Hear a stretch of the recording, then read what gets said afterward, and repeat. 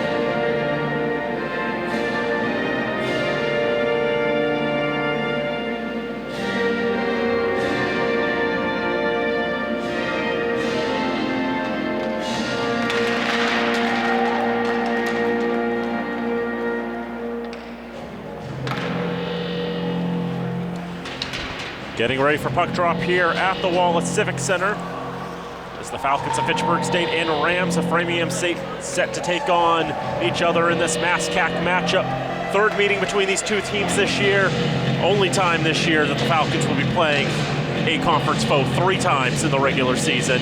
Just how the schedule was drawn up after all this year with only 14 conference games. A lot of non-league games needed to fill the schedule, and the Falcons just came up one short. Yeah, so always good to play those conference teams, and talking with some of the players, it's kind of weird having a conference, non-conference, then a conference game in that order, but nonetheless, it's what the schedule gives us, and it's going to be interesting to see this matchup again here on home ice for the Falcons, as we saw this pairing of teams just a few weeks ago. Yeah. Just a fortnight ago, we saw these two teams here in Fitchburg doing battle, and we'll see them again here tonight. Freddie Soderberg's in net for the Falcons. The junior from Harrison Township, Michigan, makes his 16th appearance, 16th start, 12-2 record, 188 goals against, 943 save percentage, and 3 shutouts on the year. For the Rams, it's Ben O'Keefe, freshman from Tewksbury. His 6th start, he's 2-3 with a 403 goals against and a 901 save percentage. He faces about 40.5 shots a game. Falcons in the home white uniforms with the green numbers, green and gold stripes. They'll go left to right in the first period. Framingham in the road black uniforms, gold numbers and stripes, and they will go right to left. Dumped in the zone, the Falcons start what is on paper their 4th line of Jackson Collins, Marcus Macchione, and Hunter Dunn. Trent Skaggs takes in the neutral zone, tries to feed it up. That gets intercepted, taken by Jake Barcelou on the far side. He gets a shot off, that's sticked away by Soderberg. Behind the net, tried to throw it out in front. First chance unsuccessful, second chance didn't find Scott Begarin, who was waiting in the slot. Marcus Macchione brings it up, stretches to the left side, tried to find Dunn, knocked down by the Rams. Into the right wing corner, Bobby Bernier tries to move it along, but it comes to Trent Skaggs at the right point. Now for Collins at the right half boards. He takes the shot, and it's gloved down by O'Keefe. First few seconds from the Rams look very aggressive, not afraid to lay hits on, and that's what you have to do. You try to dispossess these Falcons players, especially this line right here. Great to see Filimonov back in the lineup, out with injury last game, feeling better now. We'll see what he can do. Only missed 1 game due to the ailment, takes away the puck in the right corner.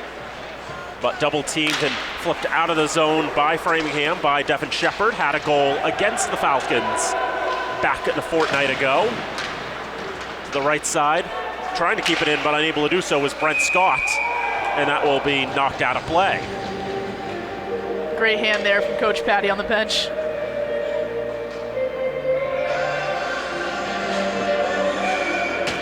Got to give them the kudos whenever you can. Face-off comes outside the zone. Won by the Rams, but sent all the way down into the Framingham end. O'Keefe will settle it down with the stick. Around to the far side. Framingham taking their time, moving it up ice. Here's Jack Ennis to the red line, and Jerry Duckett will backhand it around the board. Settled down by Soderberg. Wrapped around to the far side, hops over the stick of Filimonov, and now back into the Falcon end. On the far side of the ice. From the red line, cross-ice pass looking for Battipaglia, cut down short. Battipaglia able to force his way back onto the puck. His pass is knocked down though. Jonas Osterley getting in the way. On the left side, it will be Nathan Guinness around the boards behind the net. Taken down by Niles, flipped out of the zone. Filimonov couldn't get on the first hop, will pick it up on the second. Tight angle shot, stopped by O'Keefe. Isaiah McKinney on the right side of the corner, backhands it into the corner, but it was taken by Osterley. Now on the far side, Filimonov.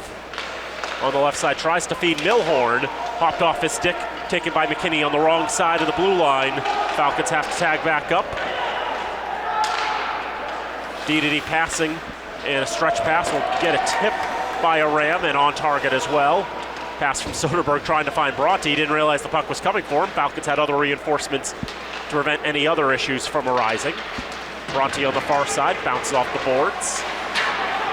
Clogged up in the neutral zone, taken by Aiden Albrecht on the right side. Pass to left side, shot saved by Soderberg. Had trouble controlling the rebound.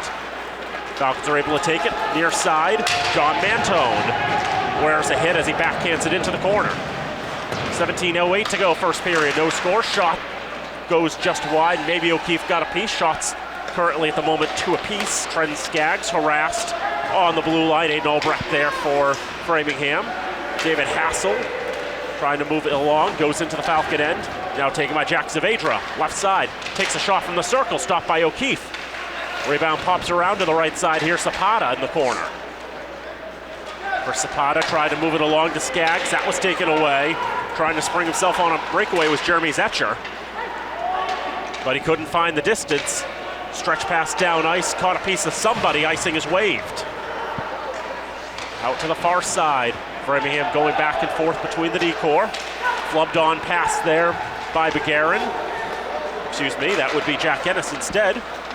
Ennis will now take it from red to blue, gets a shot off, stopped by Soderberg, and no rebound. 16:15 to go, first period, no score. Falcons, although they have 4 shots on goal, looking a little rattled in the early minutes of this first period. This first period is their best, and they always come out strong, so definitely look a little bit rattled with the pressure that the Rams are putting on them.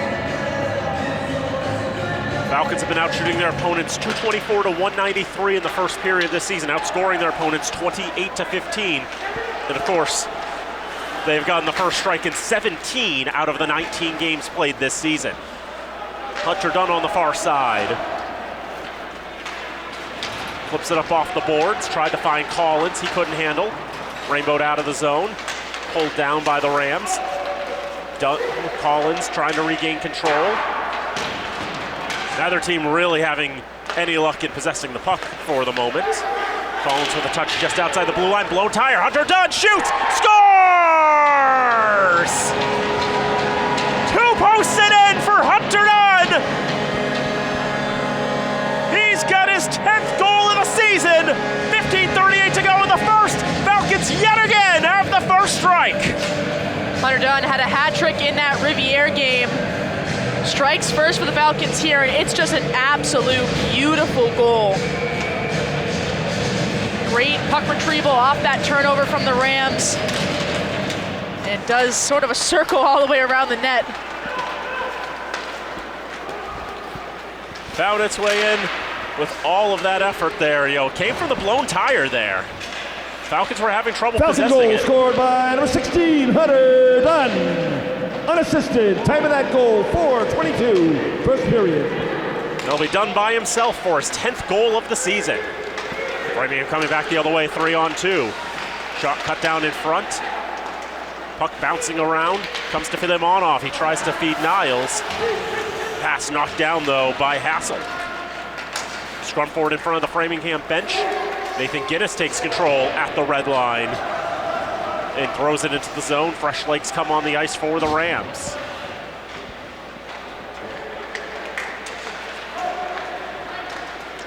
In case you're wondering, the Falcons' record when they do not score first is 1-1, so just subtract a win and a loss from the 14-5 record. You get 13-4, and that's the record the Falcons have when they score first. It's kind of impressive how many times they've actually been able to score first. It's like 1-0 Fitchburg is just a common sentence said all season long. At some point I'll write in my stat sheets the 2 games they didn't get the first goal in. Skaggs knocks it down. Luke Yabetta trying to fight for that puck at the top of the right circle. Pinballs around and comes out of the zone. Falcons move it up ice. Devin Niles tries to get around Brent Scott. Can't do so. Ennis in the right corner. Trying to feed it along. Everything comes so challengingly, though. And Trent Skaggs blasted into the zone. He'll be sticked away by O'Keefe. Luke Yabetta back into the left corner. Around the boards that will go. As the Falcons pick it up on the boards from Mantone. Milhorn trying to keep control, but take it away. Bobby Bernier with the dispossession, but they only get it to the Falcon blue line before it comes back to the Ram blue line. Rams will dump in the zone, and they'll try to chase. Trent Skaggs arrives first. Big hit there to dispossess him. Milhorn will cover him there. The hit there from Cullen Lacey. Skaggs stuck in the right wing corner. Goes to his deep partner, Nolan Sargent. Those two have been together for so long. Very rarely do Sargent and Skaggs ever play with anybody else.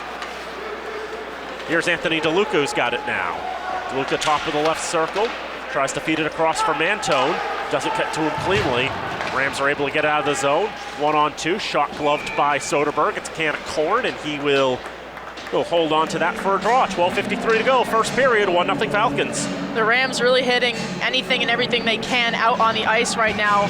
But the Falcons forechecking pressure doing wonders for them. Just so strong on all aspects and really shutting down any of the breakout plays that the Rams are trying to cook up. Draw to the left of Soderberg, won by the Falcons.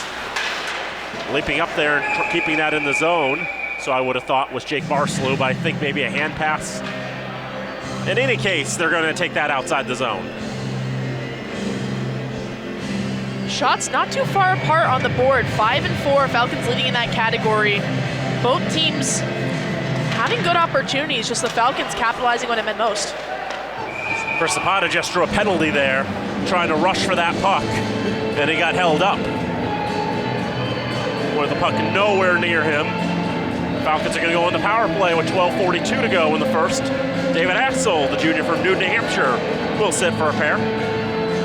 Falcons, #1 power play in the MASCAC, 6 overall in Division III. A unit that has scored a lot of goals for the Falcons, but the first power play of the game always a little bit hard for the Falcons to set up, and we'll see if they can break that narrative here. Falcons got 2 power play goals against Riviere. Both came in the third period. Dunn just barely keeps it in the zone. Hallbig able to move it along. Battapaglia out in front nearly went off the stick there of a Ram and into the net. Settle down, Hallbig. Penalty number 8, David Hassel. 2-minute minor for interference. Filimonov. 7:18, first period. Filimonov across. Dunn scores! Cross ice one-timer. Hunter Dunn's got his second of the night. Power play goal makes it 2-0 Falcons. Great keep there by the Falcons, keeping that puck alive in the offensive zone. Hallbig scanning for his options. Down to Filimonov it goes. And cross ice, Hunter Dunn can see O'Keefe fall down onto his belly and knows that he has all that space upstairs in the net. That's his second of the game, so great power play goal for the Falcons. Great momentum to get that unit working early. They had a lot of opportunities to test it in that Riv game. Only 1 goal technically credited, it was 2. Definitely a unit that has struggled a little bit in the latter half of the season. Yeah, they put 1 for 9 in the box score. It was just an order of operations thing that deprived the Falcons of a second one. Goal, his second goal of the game, scored by number 16, Hunter Dunn. Assist to number 14, Ty Battapaglia. Time of that power play goal, 7:43, first period. They will correct that. We know Filimonov had that assist. But yeah, I'll talk with Jamie after the game. Maybe we can find a way to get that corrected. Well, and if you're wondering, the power play goal from the last game or that power play goal right now, the answer is yes. Face off to the left of O'Keefe. I was going to say earlier this year, I want to say the Keene State game, Filimonov scored from that spot in pretty much the exact same way. Got the cross-ice feed, held, set his spot, and fired it past. The Falcons do a great job of waiting for that opportunity. They don't shoot it right away. They give some time to find an open lane, and they just see the ice so well offensively, and it's been great to see this season. If you're a goalie, you do not want to see a shooter getting to take the time to pick his spot. Because then all of a sudden you're stuck trying to play a 4D chess game, and it's checkmate before you know it. Here is Dunn behind the net. Now with 11 goals in the season, here's a turnover. Collins shoots, it's blocked. Couldn't get past the ram there, and Alexi Decheverry.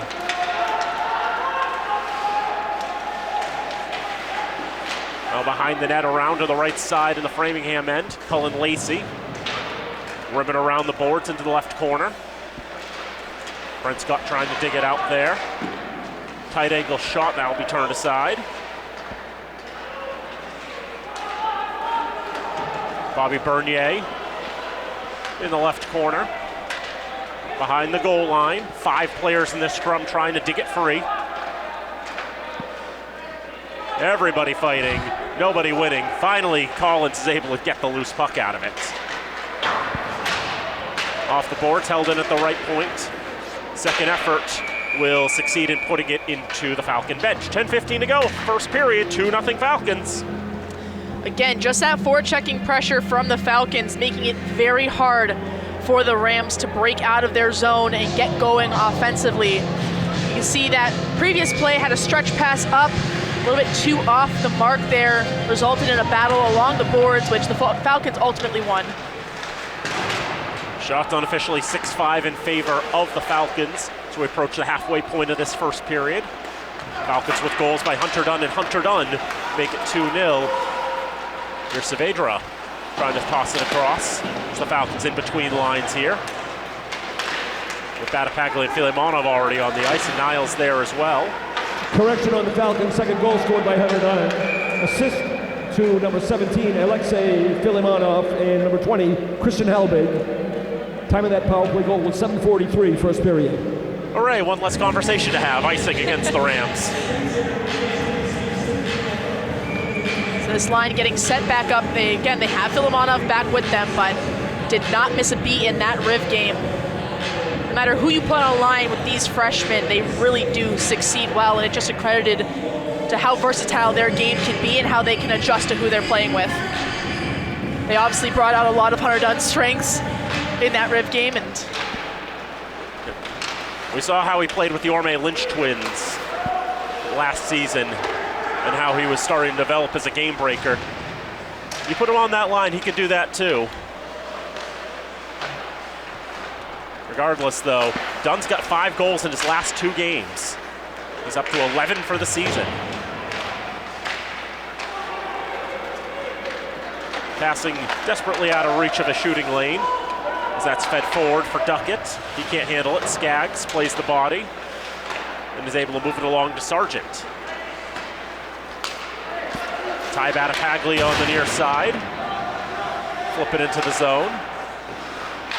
He's sticked around by the Rams, held in at the left point. Filimonov looking for a tip from Niles. Tip goes behind the net.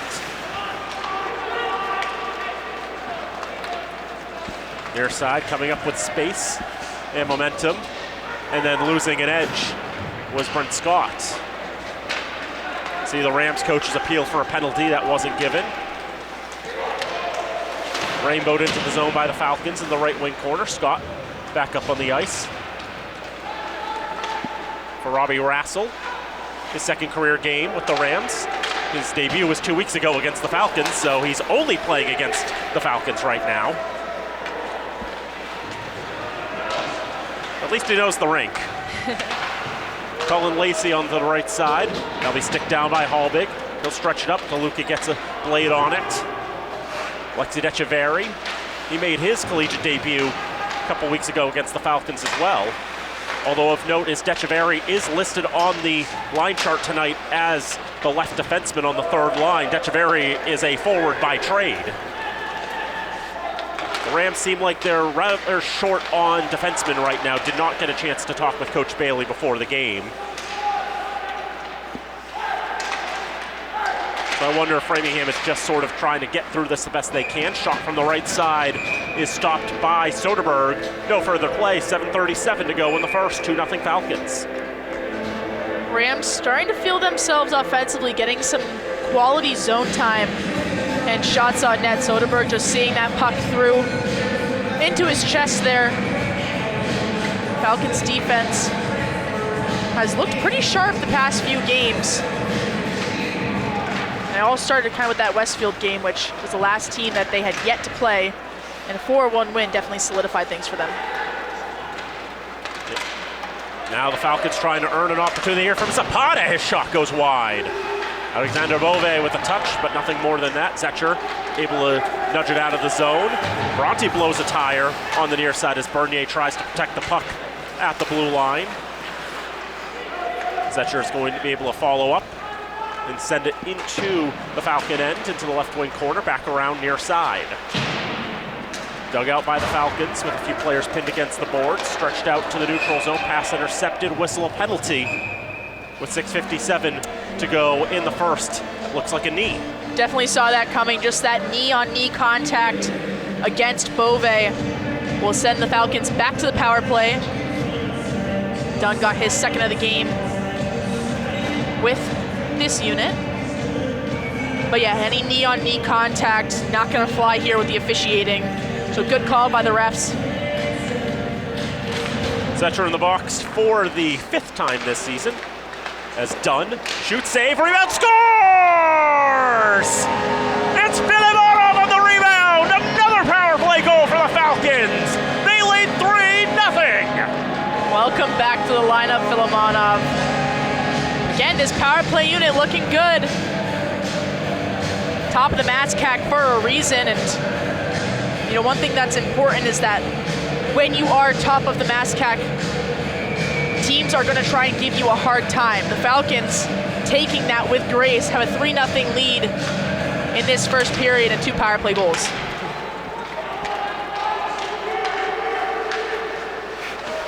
The opportunities have been developing, and they've been quite strong. Whether it's Ben O'Keefe or whatever goalie Framingham's putting in the net, it's just so challenging, some of these opportunities. Swung into the zone by Greg Kagan. Round into the left wing corner. 28, Jeremy Zecker. That was a 2-minute minor for kneeing, and the time of that penalty was 13:04. We got the penalty announced. We'll stand by for the goal. For Filimonov, that will be his 11th goal of the season. Hunter Dunn already a 3-point night, and we still have 44 minutes of hockey to play. I was wondering if the Rams had learned some lessons from a fortnight ago, and thus far, none of them have been good lessons. Icing here is not going to help either. And you know, it's hard too. The Rams coming into this game, you know, their penalty kill 7th in the MASCAC, 72nd overall in Division 3, and you know, it's kind of a lopsided stat there with the Falcons power play, but Falcons maintaining good possession, which is something that their power play has struggled with the past few games.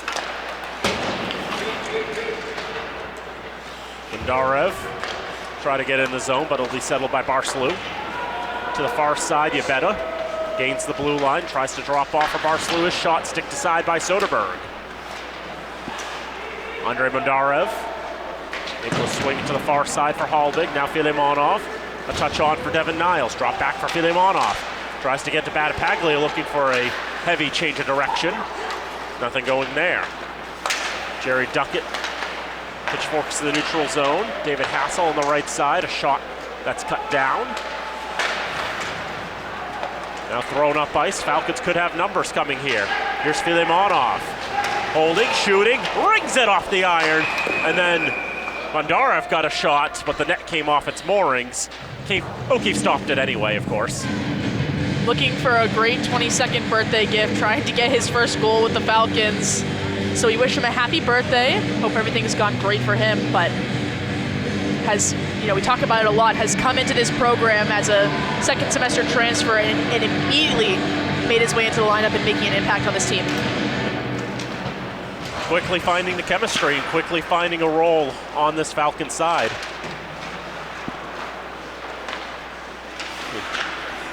Far side of the ice, not able to move it along.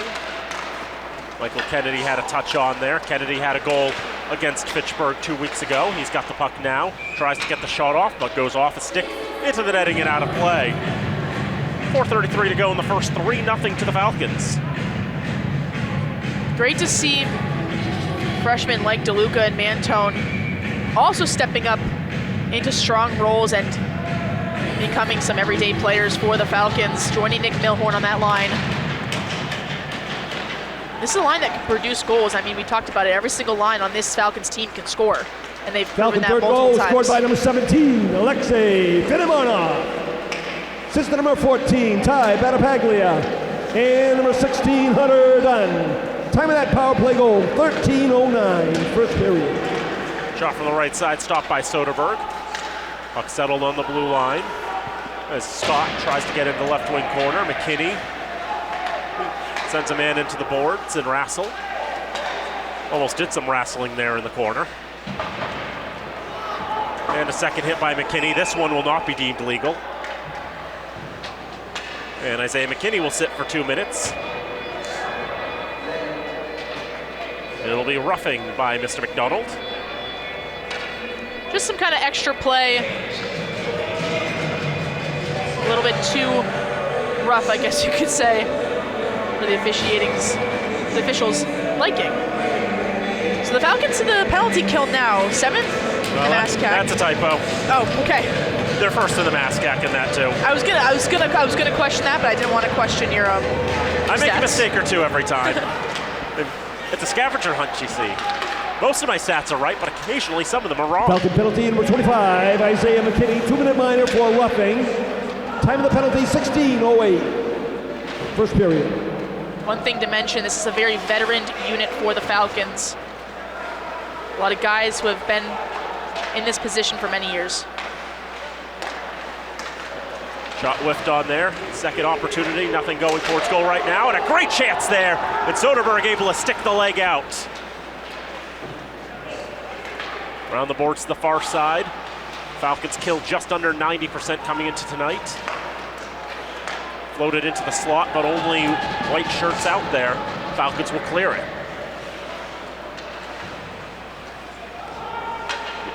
Isaiah McKinney in the box for the 8th time this season for the roughing minor. Here's Osterley on the left side.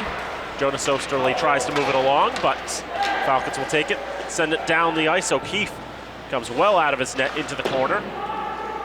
Colin Lacey out for Michael Kennedy on the far side. Nicholas Milhorn trying to provide a little bit of forecheck. Pass up ice on the near side. Rams trying to keep control against the boards. Guinness trying to protect, comes back to Lacey now. Back for Guinness, his one-timer's flubbed on.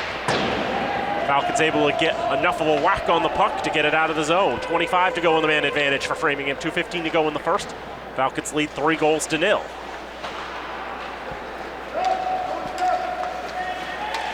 Touch on in the neutral zone, Osterley can't move it along. Devin Shepard on the blue line and lost the handle. Devin Niles has a few different Rams to navigate around, but he gets control of the puck. Moves along just enough here. Zetcher on the near side. Zetcher just trying to protect the puck. Penalties up to McKinney. Falcons are back to full strength. Battapaglia at his own blue line. Gains the red, dumps it in. Knocked down for a moment by Innes. Puck knocked up in the air. Battapaglia thought about shooting it, didn't like the angle. Passes on it. Rams take it up ice. Tried to feed McGarren coming in front. Nothing going there.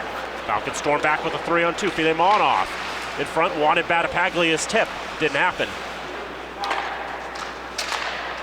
to the right corner, back to the point, Bandarev for Fidemonov.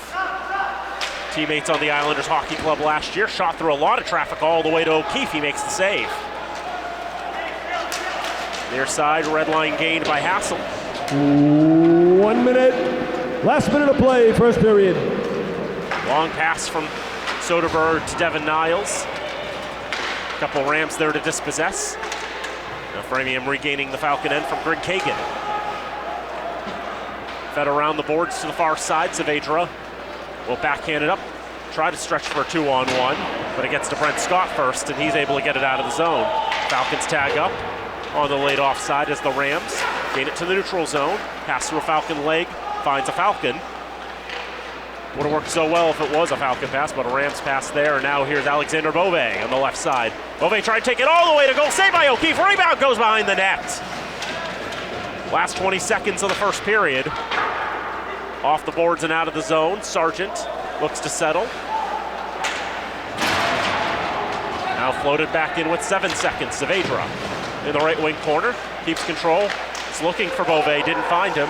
Sargent will try to throw it on target. That's blocked in front by Yabetta. Definitely not a shot you want to step in front of. So props to him for blocking that, getting out of the zone. Because definitely wouldn't be me. He'll make his way gingerly off the ice as the first period comes to an end. And the Falcons have themselves a 3-0 lead through 20 minutes of play. Great opening period for the Falcons. 3 goals, 2 of them from Hunter Dunn. Filimonov getting back into things. Overall, pretty typical from what we see from the Falcons every game, just that strong first period. Now their second period we've always talked about has been a little bit more suspicious, but in the last 2 games it has actually been pretty solid. They've been pretty consistent over the 60-minute game, and I think it's been great to see that them kind of changing that narrative up.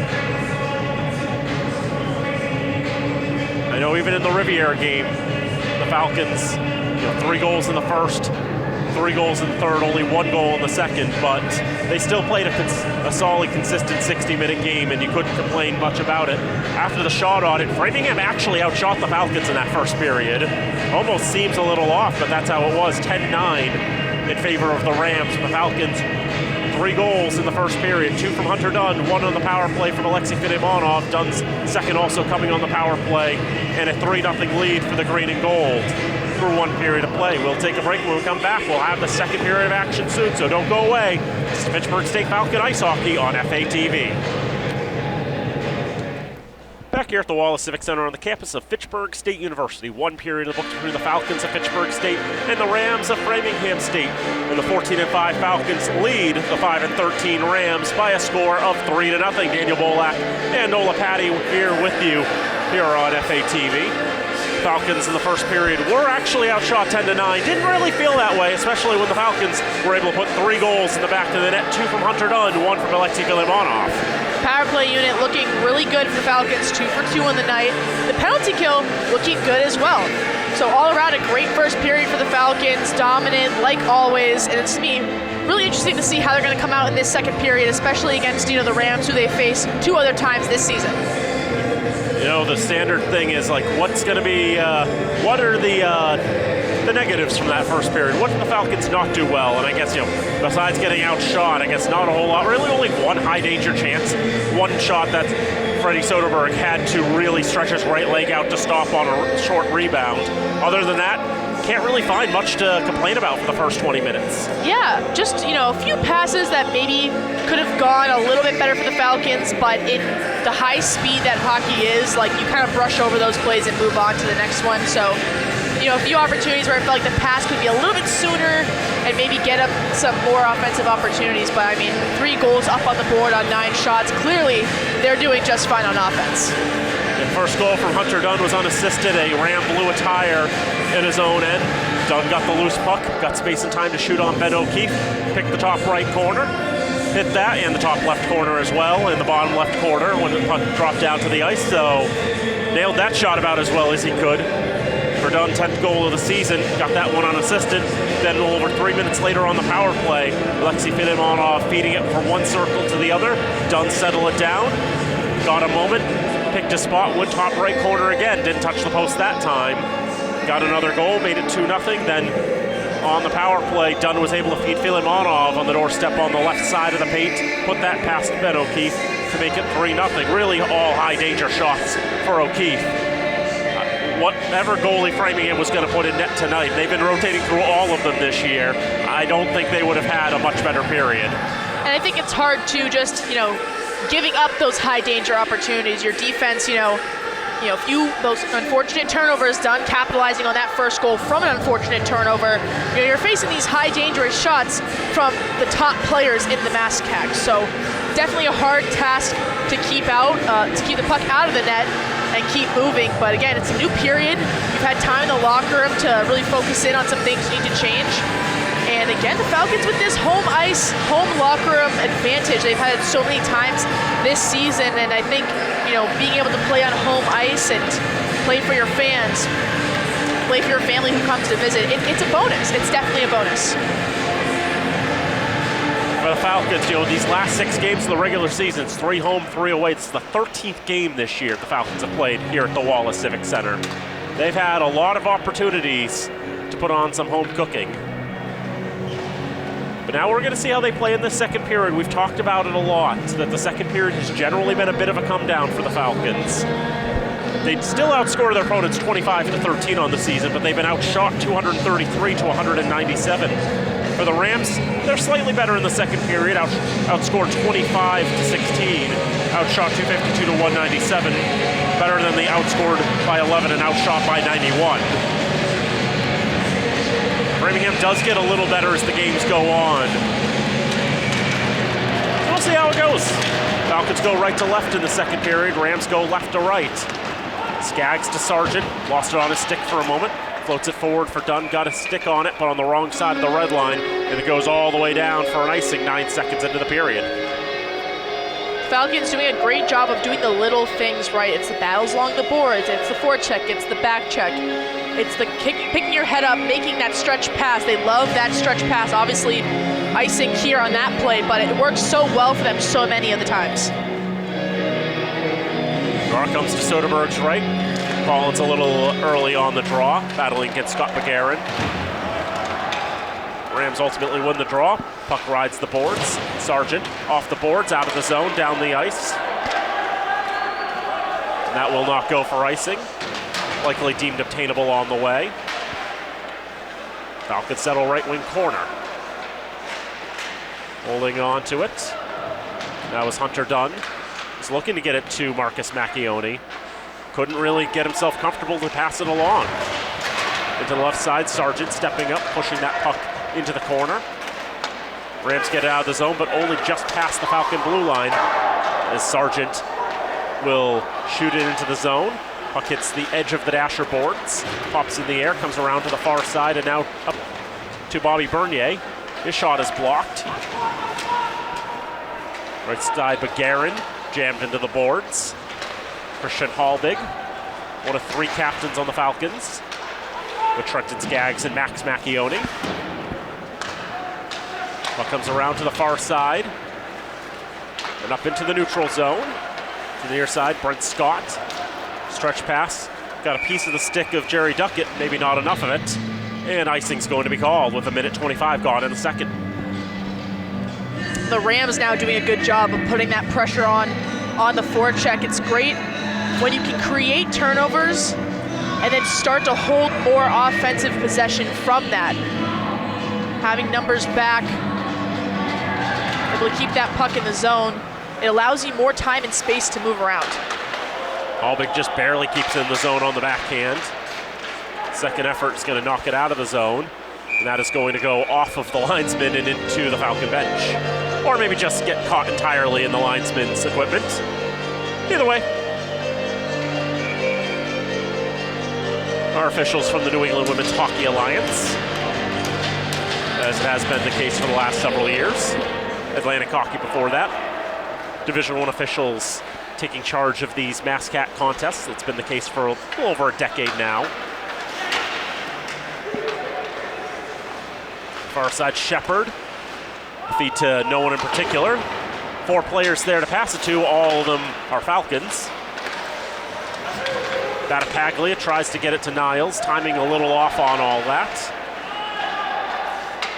Far side Rams get it out of the zone, settled by Declan Bronte. He'll wrap it around the boards. Ben O'Keefe settles behind his own net. Colin Lacey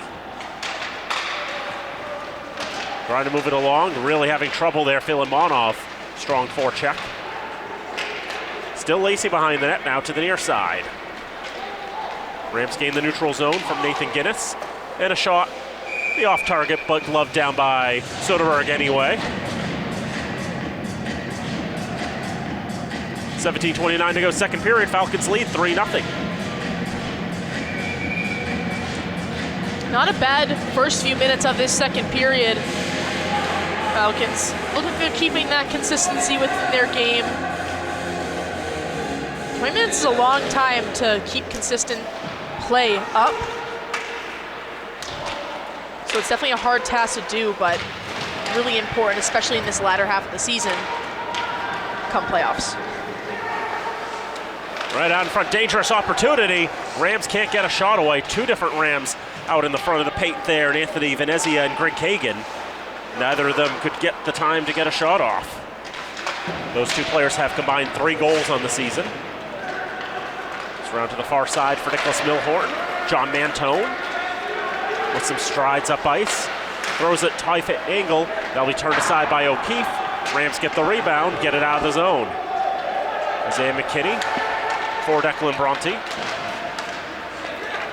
Now forward for Anthony DeLuca. Drops off for Milhorn. Milhorn shot. That's stopped by O'Keefe. He's not quite sure where the puck went. He's just confident enough that it's in him somewhere. Good shot opportunity there by Milhorn. I like that little drop pass from DeLuca entering the zone, kind of allowing that defender to have to pick between two players in which he's going to cover. They've also gone into the netting and out of play and had no idea where the puck went once O'Keefe had made the stop.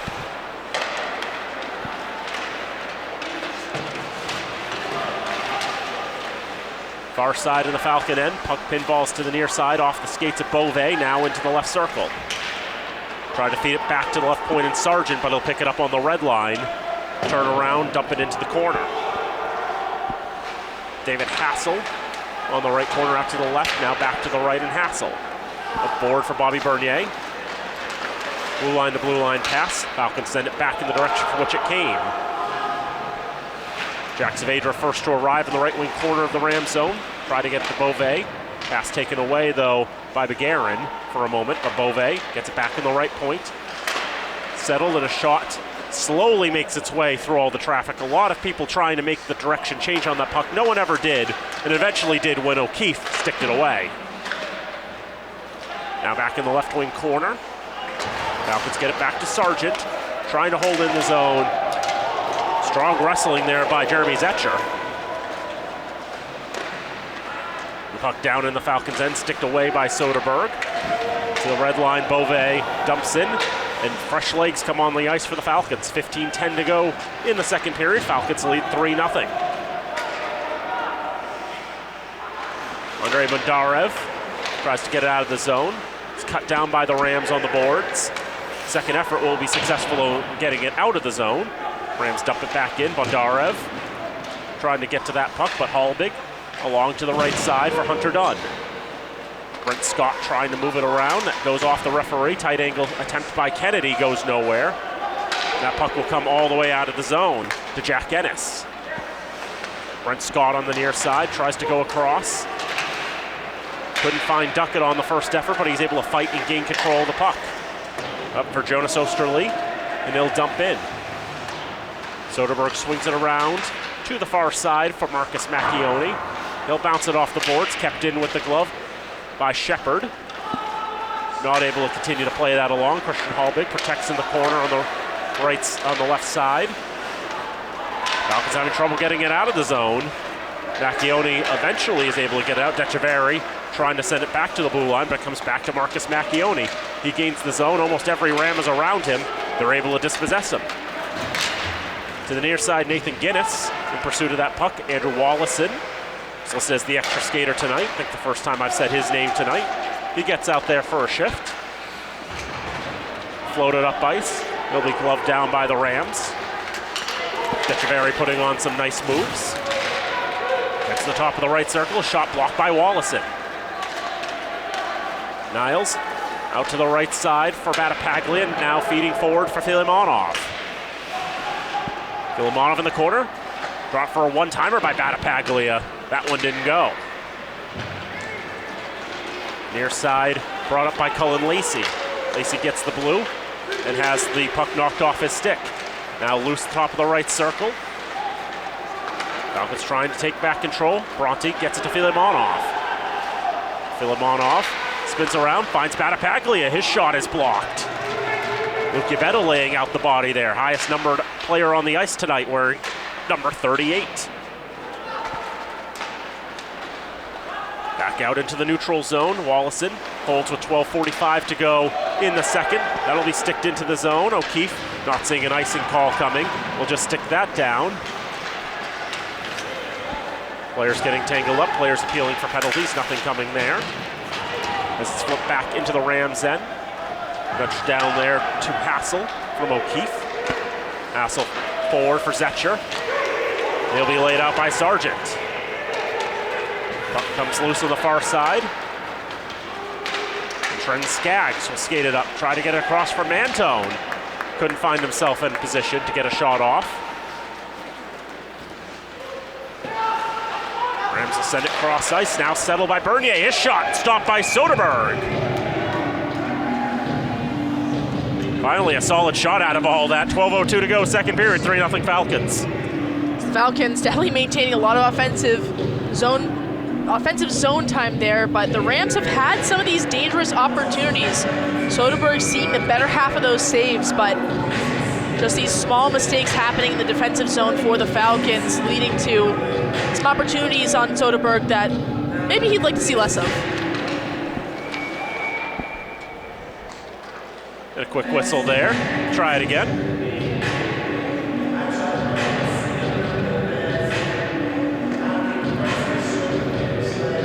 Vader will take the draw for the Falcons after the false start.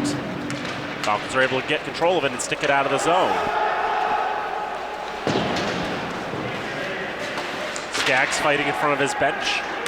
Along for Beauvais behind the net, or behind the blue line. Sargent, rim it all the way around the boards. A lively puck made its way to Chris Zapata, out to the left wing corner. Beauvais pinned against the boards. I think we'll have a penalty here with 11:35 to go in the second. Don't know what the ref was signaling there. I think maybe hold, maybe roughing. Waiting for the official call here.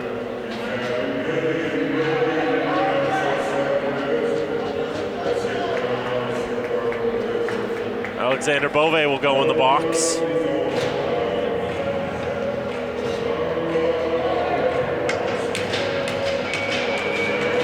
They'll serve 2 minutes. Falcons penalty kill unit being tested again. And one thing I really like about this unit is having Jackson Collins there, taking the face off, but also just being a presence out there. One of the best, if not the best, defensive forwards in the MASCAC, in my opinion. Might be a little bit biased in that, but he plays quality two-way hockey. Falcon penalty for 18, Alexander Beauvais. 2-minute minor for contact to the head. Roughing. Time of that penalty, 8:25, second period.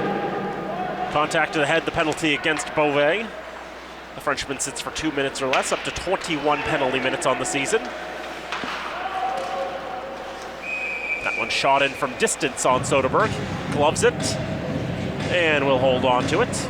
82 seconds to go on the man advantage, second of the night for the Rams. Penalty kill doing a good job of not letting the Rams enter the zone cleanly. They're just opting to dump that puck in and try to see what can happen, rather than, either delaying their entry or getting a clean entry into the zone. This Rams power play ticking around 19% on the season, 19.1, 45th out of 91 teams in Division III, so pretty squarely average. Falcons with one of the best kills in the nation, ticking at just under 90%. 60 seconds to go on the man advantage for Framingham. That's going to be dumped into the right corner for Scott McGarren. Brent Scott settles top right circle. Tries to get a pass off for Duckett. He can't handle it. Falcons clear it. O'Keefe out of his net to play it. Keeps it away from Nicholas Milhorn. Rams will skate it back up from McGarren. He's the leading scorer for the Rams. On the right side. And now Duckett with a shot saved by Soderberg. Still down on the ice. Centering attempt, nothing going there. And the referee lost sight of the puck. Puck was most definitely free and out in front of the net. But what incredible saves by Soderberg. Just doing the absolute most to keep that puck out of the net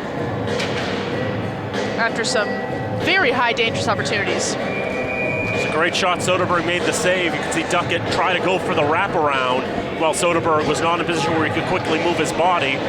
Puck came in front of him for a brief moment. Soderberg got the glove down on the ice, and that might have fooled the referee, who ultimately didn't see the puck for about a second, so he blew the play dead, but it was actually in the skates of a Ram about 5 feet away. That one deflects into the netting and out of play. A new piece of vulcanized rubber will be required. Mr. Yepes will retrieve that from the scorer's table and skate that over. 16 seconds to go on the man advantage for Framingham. 9:50 to go in the second. Falcons lead 3-0. Shots in this period are few and far between, 2 apiece in this frame.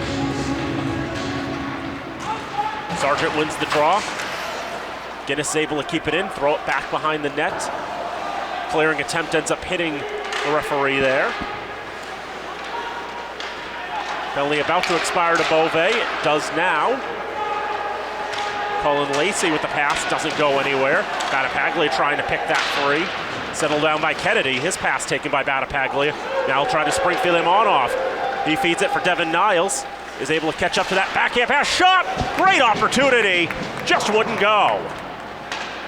What a beautiful goal that would have been. And just that great hustle play there from Niles. And great vision from Filimonov.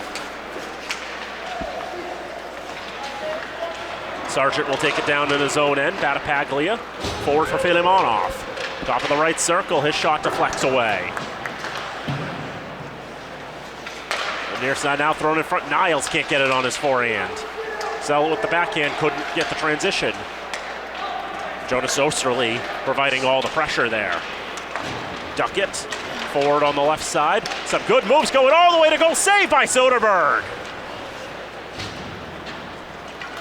Great opportunities there. Jeremy Stetcher is denied. Freshman from Windermere, Florida. Is looking for his 5th of the season, but there's a chance that goes just wide. Scott McGarren with the intercept. McGarren wearing number 2, but he is very much a forward. So often it's a defenseman who wears 2. That's something we're seeing a little more in recent years, is some forwards starting to take on that number 2. You see Rucker McGorty and Will Smith in the NHL taking on that. Before those two made it to the NHL, it hadn't been worn by a forward since the 30s. And that tradition continues to trickle down into the lower levels as well. Nolan Sargent for the Falcons wears number 2. I think it's been about a decade since the number 2 was worn by a forward. I think Jack Vetz was the last one I could remember who wore 2 as a forward. This has been your better remember a Falcon moment. Puck in the neutral zone, Andrew Wallison throws it around the boards. Behind the net, bounced off the boards and fed forward. Not able to do much with it was Greg Kagan. Now, Kagan trying to do something within the right circle. Struggled a little bit with that. Got the pass off, and nothing more than that. He's looking for Venezia, and an opportunity in front. Soderberg makes the stop.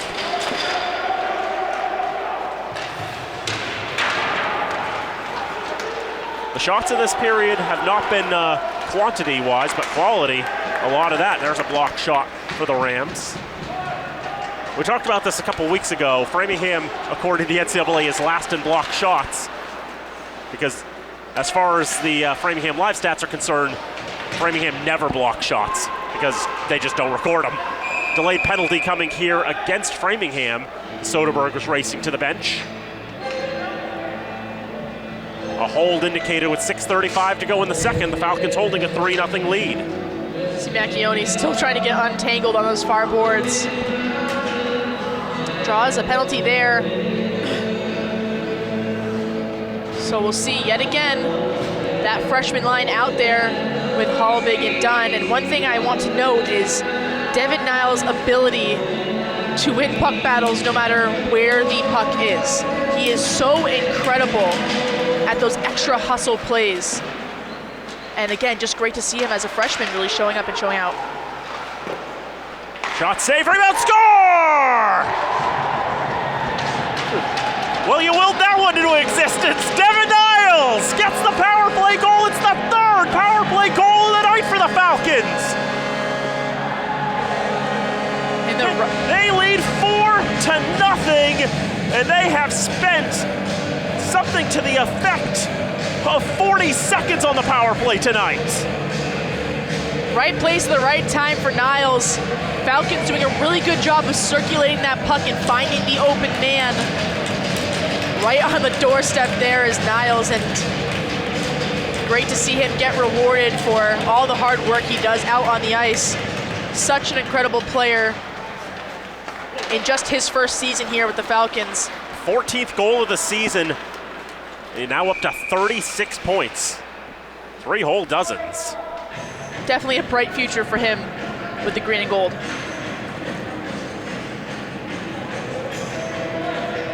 He's approaching some of those crazy numbers that I don't think have been reached since we had players like Sasha Figge and Nick DiNicola.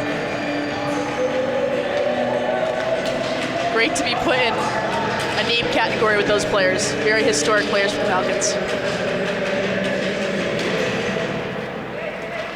Rams penalty was on number 6, Jack Ennis. That was a 2-minute minor for holding the time he had. There's Beauvais coming up on the right side. Beauvais with the shot goes behind the net. In the second straight power play that Jim LaPointe's had to announce the penalty after the goal has been scored to moot the rest of the penalty. Hallbig through a lot of traffic. O'Keefe's able to see it, and he makes the stop with 5:56 to go in the second. Falcons lead 4-0. I like that shot opportunity from Hallbig. Had a pretty decent lane. Looking for the tip there from Zapata. Stick comes down just a little late, but still, even in 5-on-5 hockey, they're finding their way towards the net.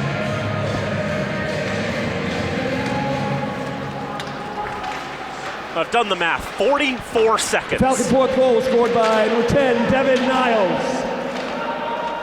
Assist number 17, Alexei Filimonov. And number 16, Hunter Dunn. Time of that power play goal, 13:35. Second period. 4-point night for Hunter Dunn. Matches the number of points he got 5 days ago against Riviere. Filimonov with his 3rd point a night. He's got a goal and 2 assists. It's actually Niles' first point. After had 5 assists against the side from Nashua. Marcus Macchione can't hold on to the puck. It's Nathan Guinness. Take it back here. He's got Robbie Rassel with him. He'll just shoot it in the right wing corner, and the Falcons will take control. 5 minutes to go, second period. 4-0 Falcons. Power play has been deadly tonight. 25 seconds, 9 seconds, 10 seconds. That's how long it's taken for the 3 goals to be scored. So that adds up to 44 seconds of power play time for the green and gold. All the penalties tonight against Framingham have been of the or less variety. Here is Niles. Tries to get a pass to McKinney. Has trouble holding on to it. Bronte from the red line dumps in, goes off a ram, floats onto the middle of the blue line. Nobody can jump on that quickly enough. Left wing corner, Falcons take control. Niles, big hit there, illegal hit there by Cullen Lacey. Battapaglia frustrated about that to protect his teammate. And more pushing and shoving. Filimonov shoves Aiden Albrecht to the ground. So we're going to have multiple penalties here with 4:11 to go in the second. I know, not even mad about Filimonov and Battapaglia coming in to defend their teammate. That is just, you see all numbers there. All you see is numbers, and you know you can't hit like that. So a lot of words coming between the two teams there, and I've said it before and I'll say it again, when you are the top player on a team, it's targeted. You're going to be targeted. So Niles, obviously we've seen him taking heavy hits left and right tonight. We'll most likely see Battapaglia go here, but I'm not mad with that penalty whatsoever. You're defending your teammate. You know, why not some more 4-on-4 hockey? Why not? We had a lot of that 5 days ago. We haven't had any of that tonight.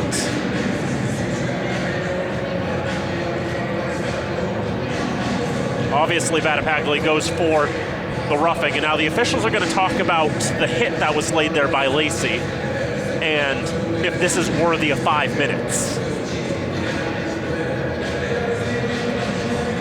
It came from distance, which I think is the bigger concern there. I don't know if I think it was too far away from the boards to be charged, too far away from the boards to be a boarding, but I think it's charging, and they're putting 5 on the board.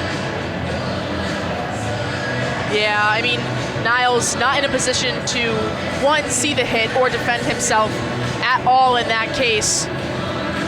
So it's a safety thing. At the end of the day, it's a safety thing. You're allowed to hit in the sport of hockey. It's a very physical game, but you got to keep it clean. And that right there, definitely not a clean hit.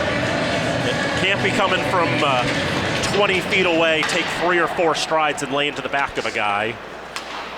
Highly discouraged. The puck was available, but the positioning, it didn't look good either. I mean, it was close to the boards. It wasn't, I think, close enough for boarding.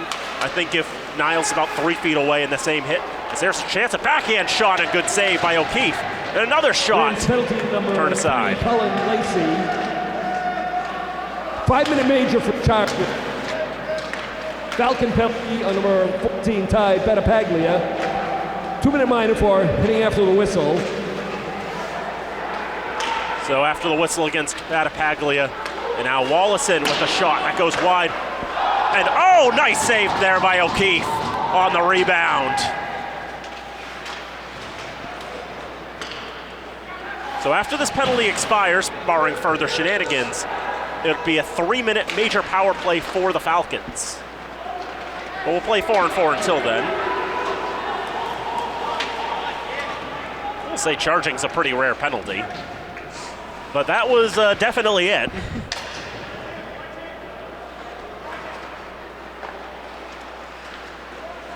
.255 to go, second period, 4-0 Falcons. Devin Shepard in the neutral zone. Nudge it back to the defenseman. Michael Kennedy on to Shepard, the goal scorers from a fortnight ago. Try to feed that across. David Hassel couldn't settle it. Out of the zone. Shepard, see it bounce in front of the boards off the bench. Now to Kennedy. Gets tied up there. Shot hits the crossbar and goes up into the netting and out of play. Falcons, even though it's 4-on-4 hockey, looked like they were maintaining a power play. You can see players like McKinney just coming all the way off his blue line, down below the goal, making great plays. The Falcons, 4-goal lead, have a lot of breathing room here to try new things out, get different looks on net with different players. So great to see McKinney coming off his line and being able to be a part of that offense. Try some different looks, try some things. Here's an annoying thing. The Falcons were 3 for 3 on the power play tonight. Because they're going to get a major power play, a 100% power play efficiency is now impossible. Because every time you score on the power play, it's considered the end of the current power play and the start of a new one. Which means inevitably you're going to have a failed power play, even if it's like 1 second in length. Try to throw that across for Niles, went off a leg and didn't get to him cleanly. He's able to pick it up from the corner. Halbig, his shot deflects away.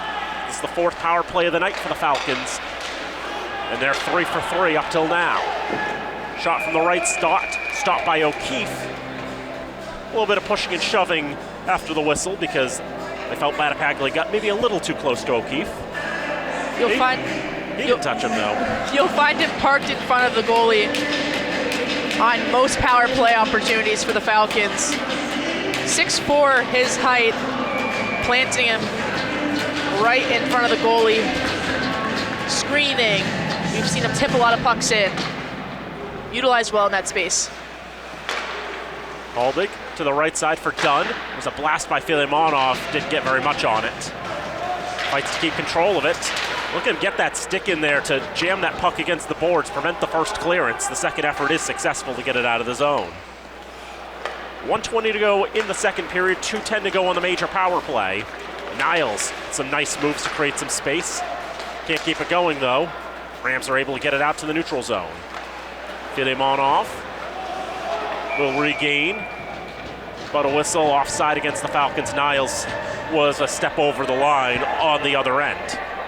I like that little stutter step move from Filimonov. Looks like he's going to turn back out of the zone, try to reset their entry, but continues going on. Obviously, play is blown dead for offsides, but it's just those small moves that throw the defense off and allows him to have so much more space to work with the puck. This power play has already gone on longer than the first three combined for the Falcons. 1 minute, last minute of play, second period. And if they don't find a goal and nothing else happens in the last 60 seconds, well, really, even if they do find another goal, it's as long as nothing else happens penalty-wise, they will have a carryover going into the third period. Don't jinx them from that Riv game. Milhorn to the left side for Mantone. Back for Trenton Skaggs. He'll shoot. That hits something in front. Down to the left corner. Here's Skaggs.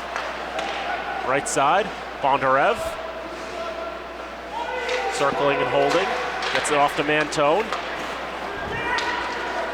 Pass is not going anywhere for the Falcons, and now here's an opportunity. Wine blast! And Soderberg gets a piece off the stick of Anthony Venezia. Soderberg just coming so far out of his crease to cut off that angle. Make sure to challenge the extra skater there. Shot from the right side, stopped by O'Keefe. He'll stick it into the boards, and that will bring an end to the second period of play. A whole lot of interesting stuff happening. It took a little while for the teams to wake up. Then we saw some grittiness, we saw a goal, and we saw a major penalty. So a little bit of a lot of different things. But the Falcons still hold a 4-0 lead through 2 periods of play. Yeah, again, not a bad second period. Pretty consistent throughout. You know, Falcons obviously have yet to score on that major power play, but good consistency offensively, defensively, great saves from Soderberg and net.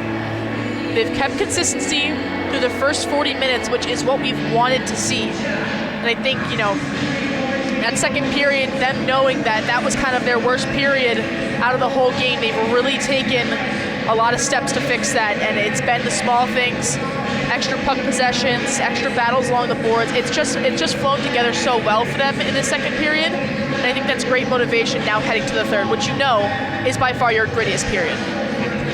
Shots in that second period were 9-7 in favor of the Falcons. They get the goal from Devin Niles in the power play from Alexei Filimonov and Hunter Dunn. And yeah, so maybe they're not getting that 3-goal pace to keep up, but these last couple of games, they've been playing a solid, consistent, all-around game and getting a goal or so in the frame to keep their lead and extend it. But that's all you need. All you need is just one goal to put yourself ahead, and you just don't want to get any goals scored against you. You don't want to take too many penalties that are going to be, you know, lethal to the opponent's goal-scoring abilities. So I think, you know, you didn't put up 3, but you put up 1, and you didn't let any in. So that's a good period considered by me. Can't complain too much about that. We're going to take a break. When we come back, the third period of action will be coming up soon, so don't go away. This is Fitchburg State Falcon Ice Hockey on FATV. Back here at the Wallace Civic Center on the campus of Fitchburg State University, 2 periods in the books between the Falcons of Fitchburg State and the Rams of Framingham State. The Falcons currently skating out to a 4-0 lead. Daniel Bolak, Joel Lepati here with you, Isaiah Manuel on camera, with some assistance from Travis Falk and Nathan Glennie earlier. All happy to have you along with us here tonight. Falcons got 1 goal in the second period. I mean, in terms of what was going on in the goals columns, yes, the second period was a little bit of a come down, but in terms of strength of play, the second period was just as good as the first. Yeah, overall, a lot of good consistency, offensively, defensively, goaltending. I feel like everyone played a decently solid second period. Like you said, not a lot of goals scored, but no goals allowed. And so that's what you want to see, especially in the long stretch of games. The second period hasn't historically been great for them, so to see them have good consistency in that, it's great momentum going into this third period. Falcons have 2 goals from Hunter Dunn, 1 from Alexei Filimonov, the lone goal in the second coming from Devin Niles. Dunn has a 4-point night, and also with a 3-point night is Filimonov. He's got a goal and 2 assists. Coming back into the lineup and making an immediate impact. He'll get that points per game average climbing back up again. This season, Filimonov, 35 points on 11 goals and 24 assists. It's been incredible to see his vision of the ice and just feeding the puck behind him, in front of him. Like, passes that you were like, how does he get this pass off? And he just does it. So great to see him again coming in as a freshman and making immediate impact, not only to this program, but to the NCAA.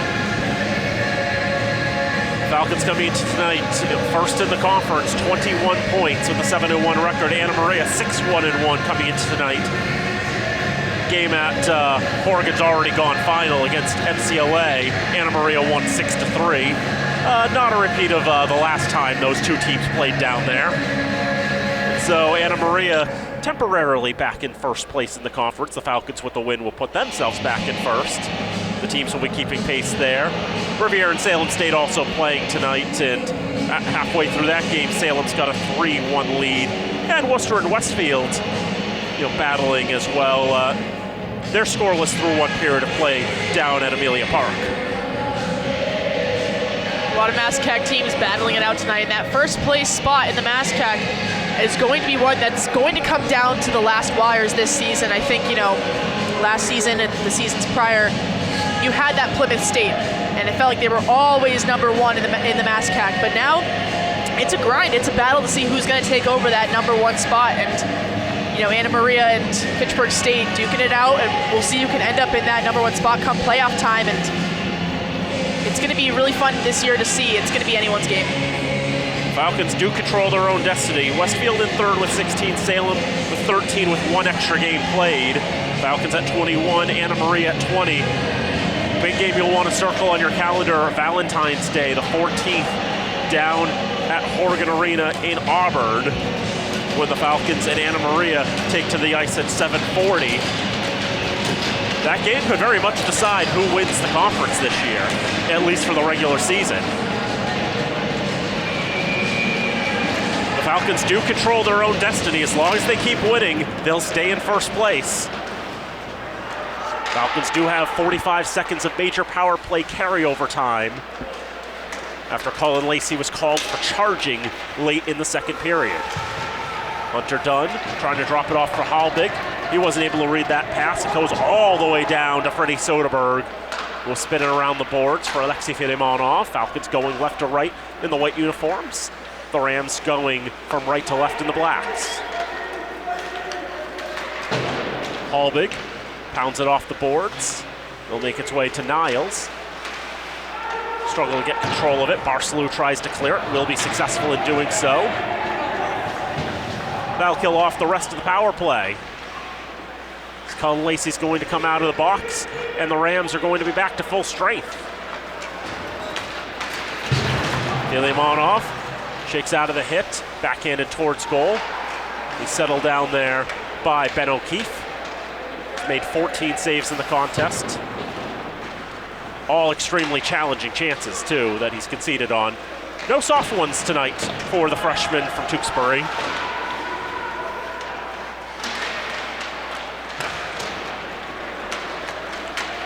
The far side, Bobby Bernier floated into the zone. Andrew Wallison sends it around the boards. Will be taken there by Duckett. Tries to get a pass off to Begarin. Nothing going there. Zapata loses his skates as he tries to race for that puck. clogged up in the neutral zone. Beauvais tries to move it along for Jack Saavedra. Nothing going there. Spagarin throw it into the zone. Jerry Duckett on the right side boards. Drops off, shot goes wide to the left. Falcons bang it off the boards, down the ice, and that'll go for icing with 1:58 gone in the third. Rams able to kill off that 5-minute major. Battapaglia obviously got called for, I believe it was roughing, so they technically only had to kill off 3 minutes of that, but able to do that, so it's definitely a lot of good momentum coming into this third period. Framingham's had decent starts to the periods. Just been a matter of maintaining all of that. Inside Rams trying to throw it out in front, nothing going there. Kept in by Lacey. Go to the left side boards. Trying to shoot towards goal was Devin Shepard, nothing going there. Zetcher on the right side. Out to the left corner for Michael Kennedy. Back for Zetcher. Can't bring it in front of the net. Now it comes out in front. Shot saved by Soderberg. Dangerous rebound, but the Falcons get to it first. Zapata gets to the red line. Falcons will change the lines up. And some tired legs on the ice. As we floated out of the zone, settled down at the red line by Trenton Skaggs. Zetcher will shove him into the boards. John Mantone on the far side, trying to protect the puck. Falcons trying to get a hold of it, try to get it towards goal. Nicholas Milhorn out to the left point. Sargent for Skaggs. Tries to find Milhorn in the left circle. That's sticked away by Lacey. Second effort, but knocked down by Zetcher. Fed forward for Nathan Guinness. Tries to backhand it towards goal. Soderberg standing up. Will stick that along. Rams keep it in the zone. On the right side, we have a whistle. And a penalty coming here with 16:33 to go in the third. Oh, and looks like that's going to be a complete ejection there for Anthony DeLuca.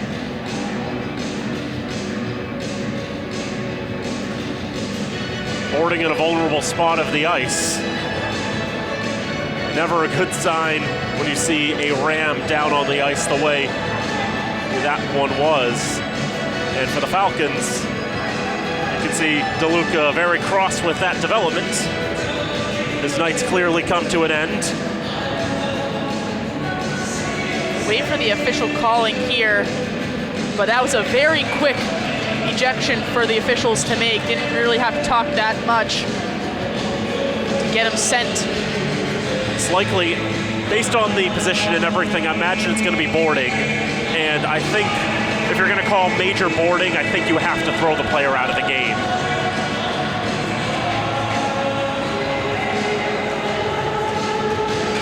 So now the Falcons having to kill off a 5-minute major of their own. And they'll actually have to kill off all 5 minutes of it as opposed to the previous, where Framingham only had to kill 3 minutes off.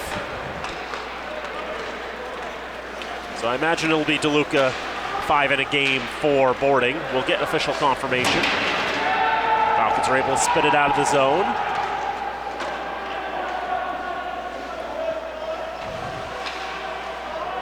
Down the ice, holding behind his own net, Jonas Osterley. Skated up near side. The freshman from Syracuse. Number 19, blue line. Anthony DeLuca. 5-minute major for spearing and a game misconduct. Time of the penalty, 3:27, third period.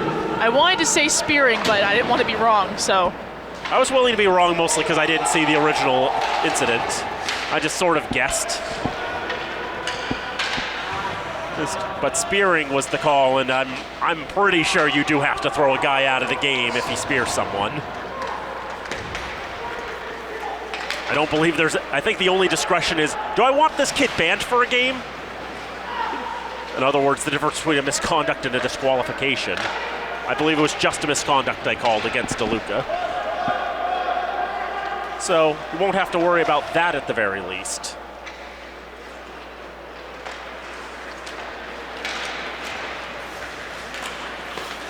But DeLuca's penalty minute total in the season rockets up from 6 to 21. So that ends up hitting the glass on the inside of the Falcon bench. Yeah, it's just a matter of staying disciplined there. I mean, Falcons very upset with what happened to Niles in that second period, and then, you know, got a little bit of a response there. But that just, you know, you can't spear the guy. So undisciplined play for the Falcons will, you know, result in this 5-minute power play for the Rams.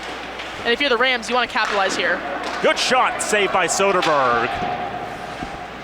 Solid one-timer there by Duckett. Jake Barslew collects in his own at the blue line, and now forward up the ice. Shot punched away by Soderberg off the stick of Bobby Bernier. Framingham looking to get on the board against the Falcons. Found a couple goals against them a fortnight ago, didn't find any of them the first time these two teams met. Ben O'Keefe waiting for someone to get open, gets it to Michael Kennedy. Half the power play is over for Framingham. 6 minutes gone in the third. Falcons lead 4-0. Guinness on for Kennedy, now for Cullen Lacey. Kennedy back for Lacey, holding at the right point. Now across. Just took a little too much time settling for the shot. And Guinness's shot is stopped by Soderberg. Falcons skate up ice with a 2-on-1. This is Niles. Gets it through to Battapaglia. Everything but it was Niles. It was the shot denied there by O'Keefe, losing his stick. Great moves there. And O'Keefe just scrambling. His stick flies out of his hand and actually stops the shot. If done deliberately, would have been a penalty shot. Falling back into the goal. Officials will deem it no goal.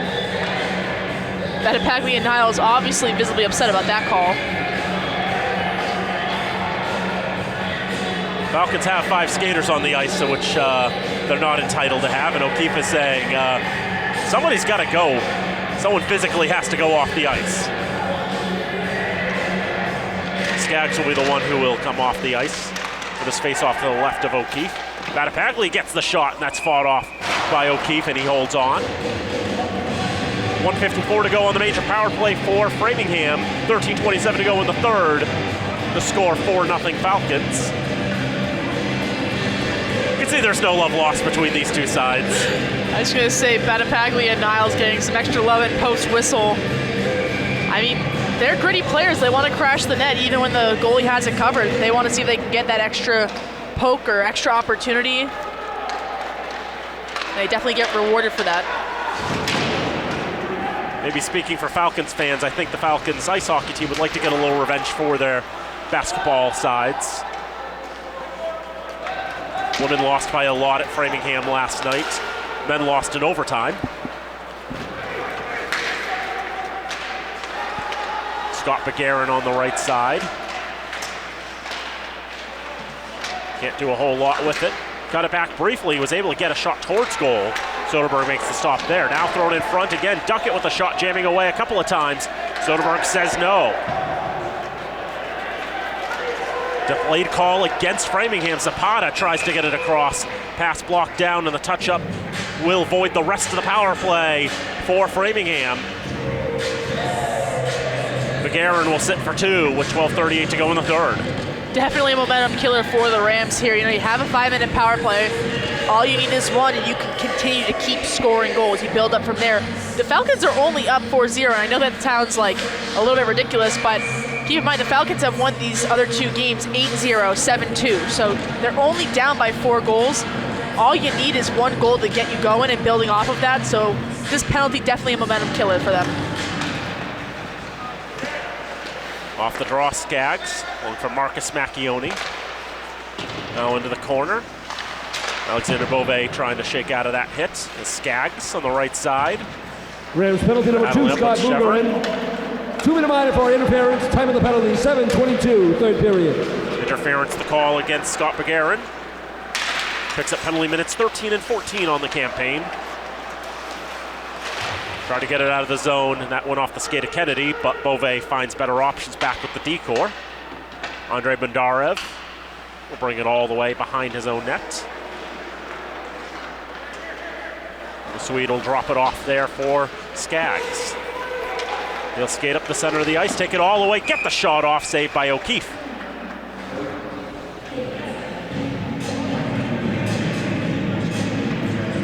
.49 to go in the third period, 17 seconds to go on the 4-on-4. 4:55 power play comes for the Falcons. Shots officially 21-20 in favor of the Falcons. Russell forward in the right circle. Battapaglia tries to get it to Dunn, misses his stick. Soderberg will come out a little bit, leave it for Dunn. Try to see if he can get his second hat trick in as many games. Dunn gains the zone. The power play's begun, but he lost the handle on it. And Zetcher is able to send it out. Soderberg around the boards, Filemonov kicks it along to Halbig.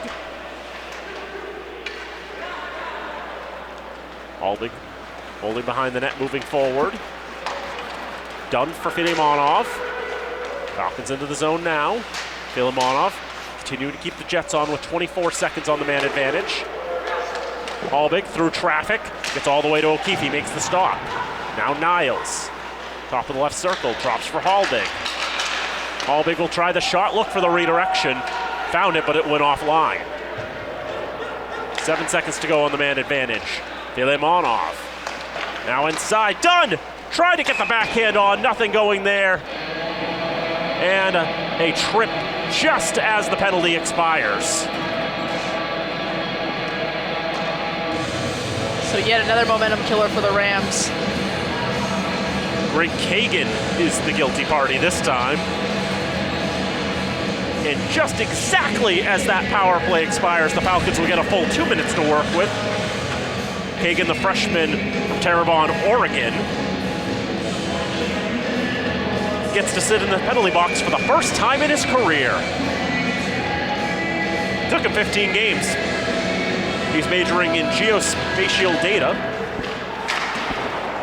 Got some interesting majors there at Framingham State.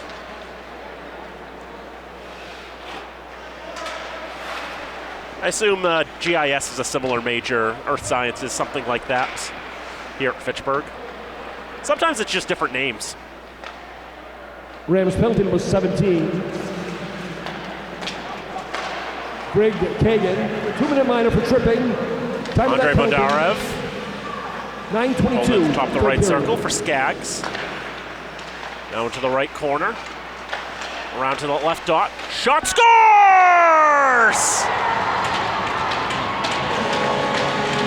Might have been tipped on the way, but I think Bondarev got the shot there. It's another power play goal for the Falcons to make it 5-0. Well, happy birthday, Bondarev. Enjoy your point there. We'll wait to see if it was a goal or an assist. The Falcons, yet another power play goal. Starting to open up this game a little bit more. Fourth power play goal of the night for the Falcons. Mr. Kagan's first trip to the penalty box in his collegiate career is a costly one.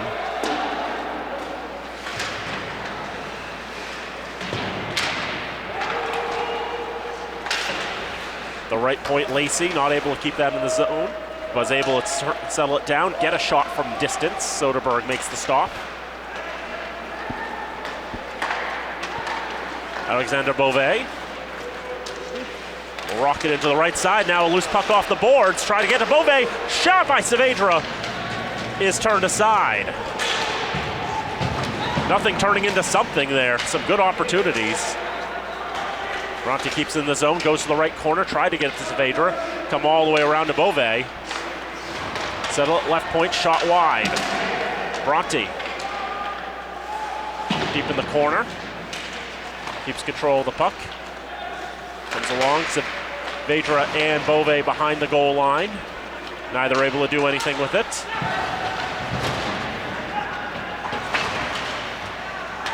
Now here's Zapata. Wallison shot, rocks wide. Off the boards and down and out of the zone.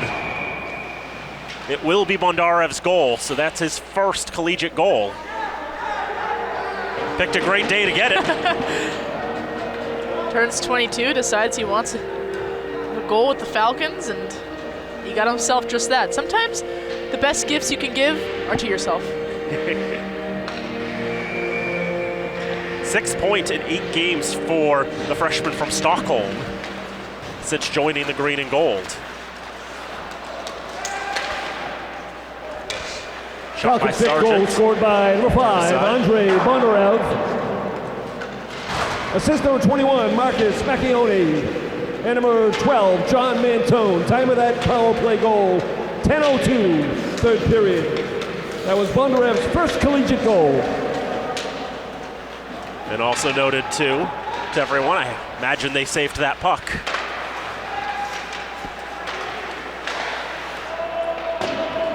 Delayed offside against the Rams. They'll tag up as the Falcons will hold behind their own net. 7:50 to go in this contest. The Falcons lead 5-0. Only the first goal in this contest has been at even strength. Every other goal has been a power play goal for the Falcons. 4 tonight.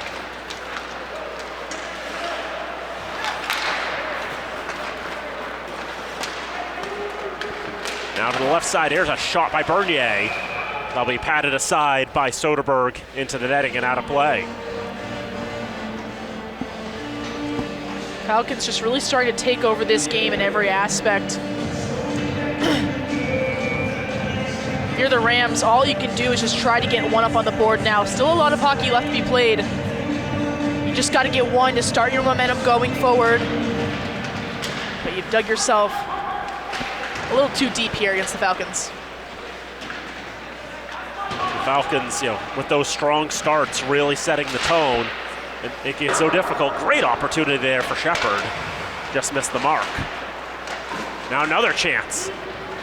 Framingham still buzzing, still looking for at least a goal. I want to come away with something positive, taking on the best team in the conference this season.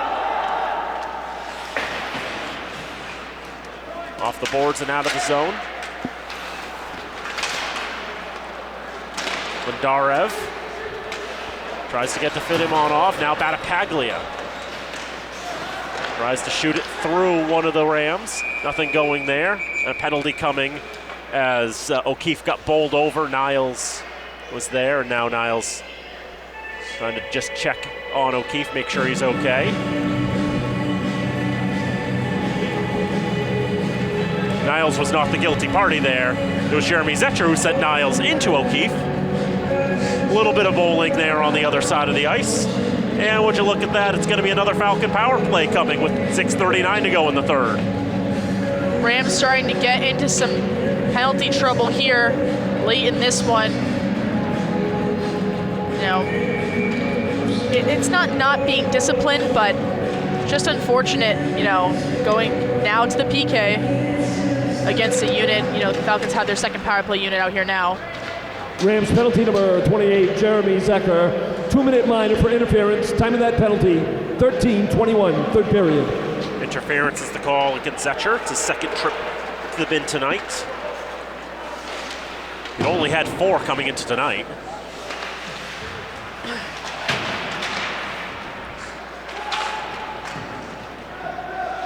It's a bit of indiscipline, but as they say, people repeat themselves when under stress. People repeat themselves when under stress.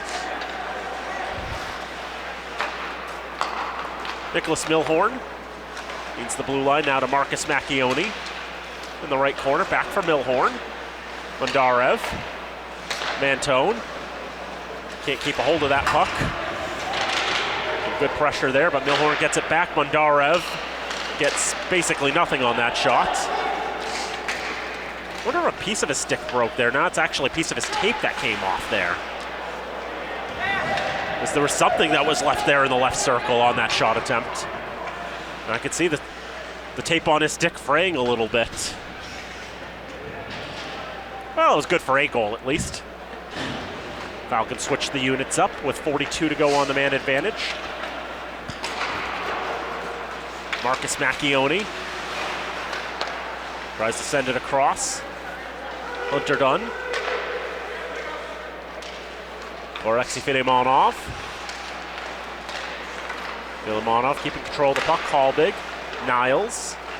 20 to go on the man advantage. Hallbig. Filimonov. A lot of traffic there. Nice redirection by Dunn and a great save by O'Keefe. Great to see O'Keefe make a wonderful save there for the Rams, robbing Hunter Dunn of his second hat trick in 2 games. He's definitely still searching for that one, but I mean, in the later half of this game, you're getting shot after shot after shot.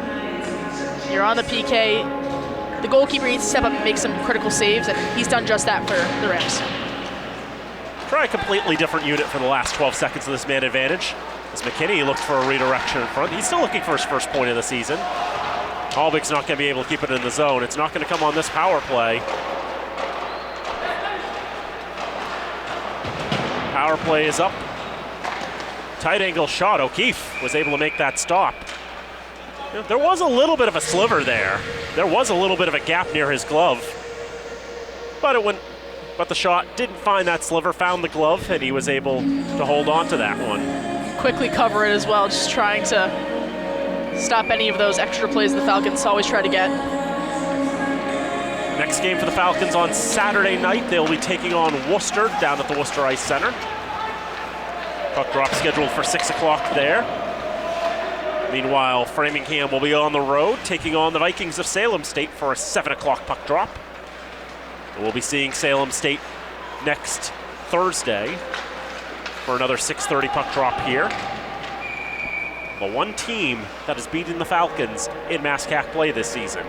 And it was a really close, great game. The Falcons started to string together a comeback, just wasn't enough to get the win. And you take games like that and you learn lessons from it. You move on, and clearly they've done well in other conference games, so that's going to be a really crucial one for them to prove not only to the fan base, but to themselves that they can win against that team.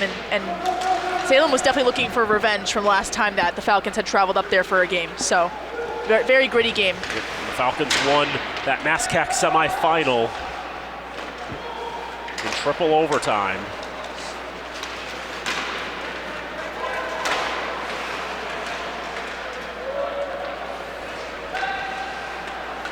Salem's been a very streaky, very inconsistent team this season. There's icing called against the Falcons. I think they're much better than their record indicates, and they come into tonight with a 5-12-3 record. Just doesn't sound right at all. No, but I mean, they play a hard type of hockey, and clearly were able to get the job done against the Falcons, and you know, they went into that game undefeated. So you have an even bigger target on your back when you're undefeated in conference play. And so, yeah, I mean, rematch at home. Falcons obviously love playing at home, and we'll see what can come of that game. That's going to be a really crucial one in my opinion, not just, you know, in the standing wise, but momentum wise heading into postseason. Falcons are definitely going to be getting into the tougher stretch of the schedule. Into the games in which you know the 3 points are not guaranteed at puck drop. I mean, no game ever is.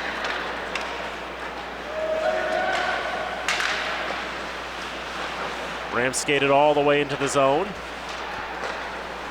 Not able to get a pass off, not able to get an opportunity. Falcons are able to get it out of the zone, but Guerin settles in the neutral, rims it around the boards with the backhand into the left wing corner. Pulled out by Bernier. Gets a backhand shot.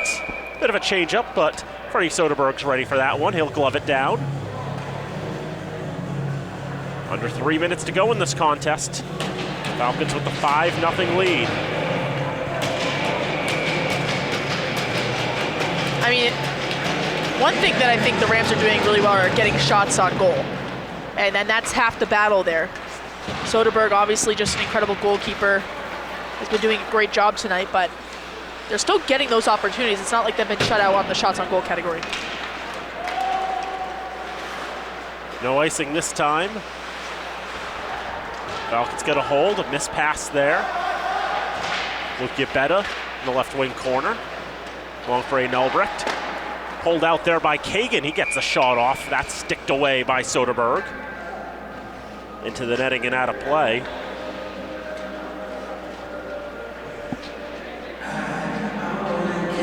Two and a half minutes to go in the contest. Falcons lead 5-0. Coming in tonight having won 13 of their last 14 games. Off the draw, Kennedy on the left side. A good opportunity there. Hallbig able to get his stick down to break up an extremely dangerous pass. And the Rams have had a couple opportunities like that today, just unable to put in the back of the net so far. Devin Shepard pulls it out on the near side, tried to feed Kennedy. He couldn't handle it. Left side, Brent Scott going all the way down the ice to protect that puck. Able to get it along in the neutral zone. Good moves by Kennedy. And the shot not cleanly made. Pinballing around in front. Rams can't get a quality chance off. Falcons are able to skate it up. Battapaglia. He's got Niles to his right. Backhand shot. Filimonov got laid out well behind the play.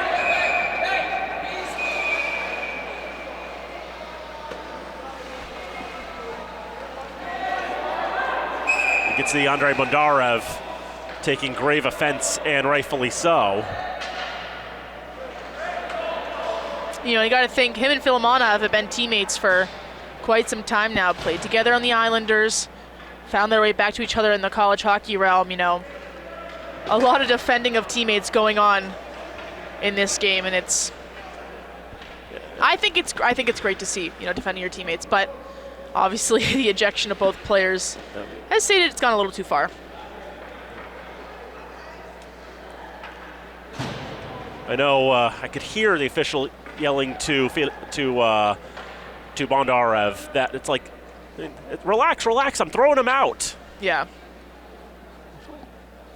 And so the officials will talk about things with 1:37. I think with the timing and that coming well behind the play, I think we have to be discussing a disqualification here. Jeremy Zetcher was thrown out of the game, so again, came into the game with not a whole lot of penalty minutes, leaves with a whole boatload of them. And just as we thought we were escaping the whole penalty situation after the Riviere game, you know, you can't escape it. Yep. And our officials explaining Trent Skaggs and Jake Parslew what's gone on there. So 3 5-minute major penalties given in this game.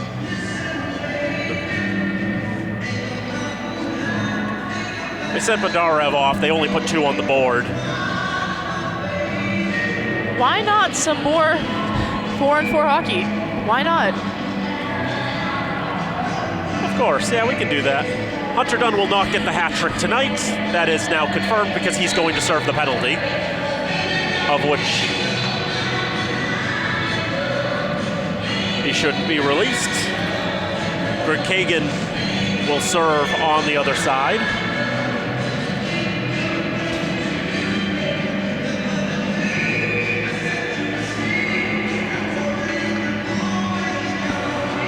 We'll wait for Jim LaPointe to announce them. They put some things in there that I already think are wrong and may need to be adjusted. But I think they've got Zetcher for knee.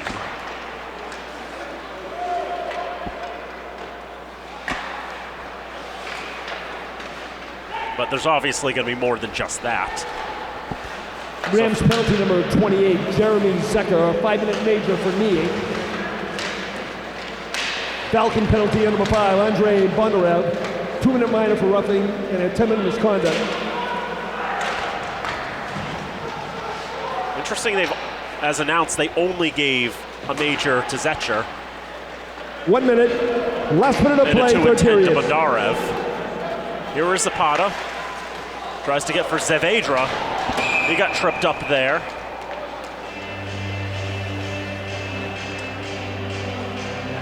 So the Falcons will get one more power play. Why not? Why not? It's not over till it's over.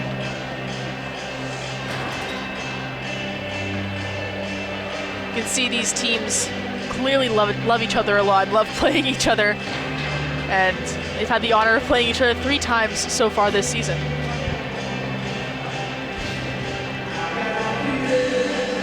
I will say a Falcons versus Rams game never disappoints. Always exciting. The rivalry between these two teams has been one-sided for such a very long time. Going back, 30 years. Number 3, Colin Lacey. Framingham's only won 8 times interference. against the Falcons. The Falcons have won 57, and then in the next 38 seconds, 58 times. And there were a few ties in there, too. Yeah. The discipline starting to seep in late in this contest as Hallbig holds the left point for Milhorn. Back for Hallbig to Milhorn across. Wallison shot is just wide. Hallbig, Wallison, look for a nice redirect. O'Keefe makes the stop and he's able to cover that one up. A few more shoves near the end. I mean, that puck was in fully playing territory until O'Keefe covered that. Collins had every right to be playing that puck. 6.9 seconds left. Falcons is a little bit of mercy, aren't trying to put Niles and Battipaglia on the ice for this last power play. Hallbig through all the traffic blocked in front. Time's going to run out. Freddie Soderberg's going to have his 4th shutout of the season, and the Falcons win it 5-0.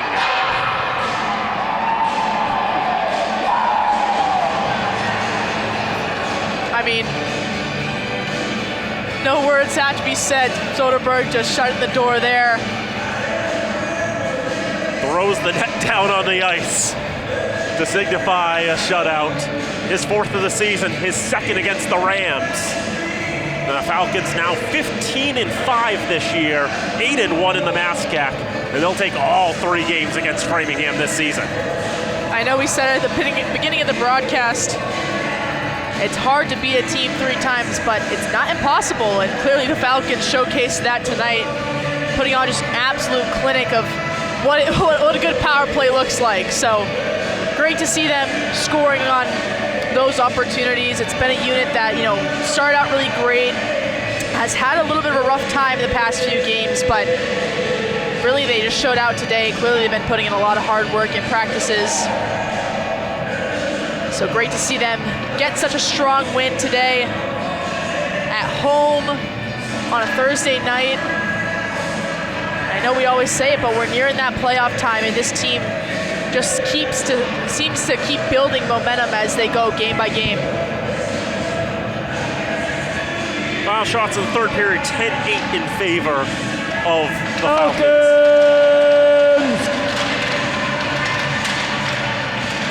Woo! And of course, the green and gold now 15-5 on the year. Framingham 5-14. If they have to make another trip back to Fitchburg, then at least it means things will have gone well for them in the interim. Yeah, it'll be interesting to see how that plays out. I mean, not terribly uncommon to play a conference team 4 times in a season, but haven't seen that done in a while, so going to be really interesting to see if that narrative kind of plays out. But, as of right now, the Falcons back in the #1 spot, had that briefly taken away from them tonight. But just a great, consistent overall win for the Falcons. They did the little things right. They played their style of hockey. It was a battle for sure. I mean, it's not a 8-0, 7-2 win, but it's a 5-0 win, and it's a win nonetheless. So they keep chugging along. It's a long season, but clearly they have proven that they're in it for the long haul. And, yeah, really excited to see what this team is going to do down the stretch.